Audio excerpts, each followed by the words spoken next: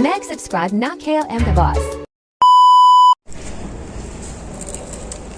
Mga boss, magte-testing tayo ng fuel filter kung ito'y buo pa o sira na. Hanapin lang natin yung pahigop. Dito natin ilalagay yung hose. Ito yung pahigop. Ngayon mag-ano lang tayo ng hose na sa galon. Yan. Sasaksak natin yan.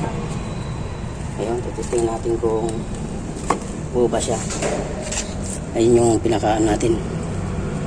Baba natin muna to. Ayun yung pinakagano natin.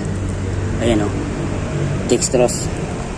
Ngayon titestingin natin sa actual bago natin ikapit sa chassis. Ayan. Salinan. Pusa ko tayo. Titestingin natin kung ito ba ay gumagana. Lapit natin konti. Yan. Yan.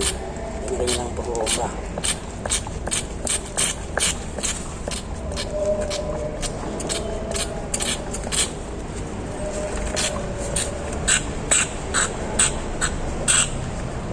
Kita nyo, hinihigop siya.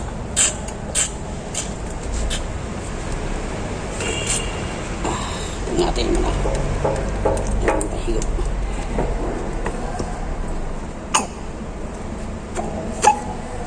Ito yun. Ito yung pahigop.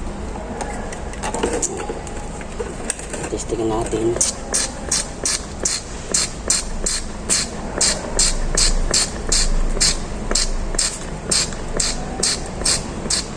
Yung sira ito. Ayun o. Ayun o.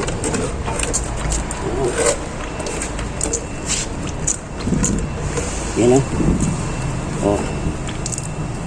Oh. Gumagana siya. Diba? Yan natin. Ayos natin. Yan o. Oh. Sabihin, buo yung pinaka fuel pump natin. Yan o. Magana siya o. Yan o. Kasi pag ito'y sira, mahirapan din na magano ang makina. Kunwari tuyong ka ng diesel, ito yung pinaka-starting na gagawin mo para ma-bleed yung mga ano, yung fuel system natin. Bilang boss, nakatuloy yung maikling video natin.